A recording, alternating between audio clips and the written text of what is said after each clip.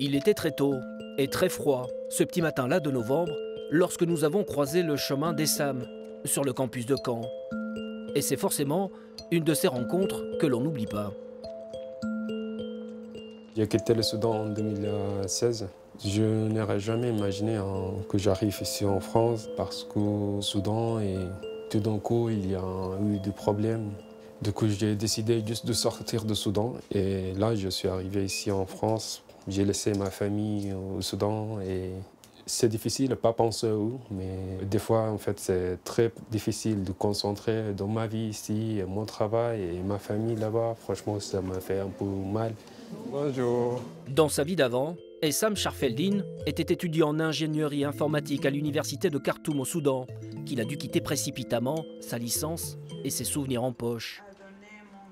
En France, depuis la fin 2016, il a dû apprendre les rudiments du français grâce à l'aide des bénévoles d'associations à Paris, puis à Domfront dans l'Orne.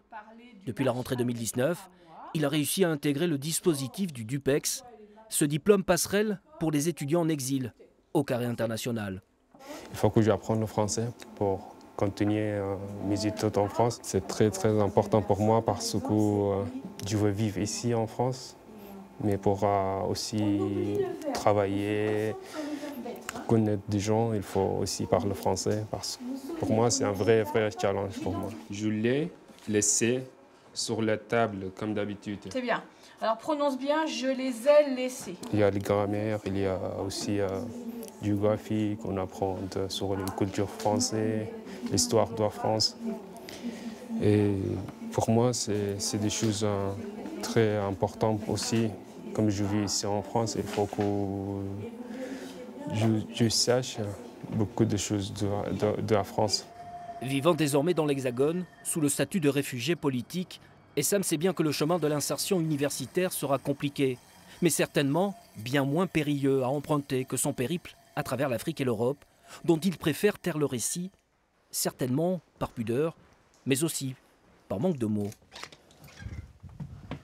Je me souviens de ce que j'ai vécu au Soudan. Je n'ai pas eu quelqu'un derrière moi très fort pour me protéger. Et là, maintenant, j'essaie de faire du maximum possible pour apprendre le français de manière parfaite et aussi pour réussir dans ma vie. Faire des études supérieures en France, c'est ce que je souhaite faire pour avoir le pouvoir de protéger, par exemple, l'avenir pour mes enfants ou toute ma famille. Être à l'abri des soubresauts d'un continent en effervescence pour mieux penser son avenir. À l'heure où, de par le monde, des nations se fracturent, la parole d'un étudiant en exil fait nécessairement écho.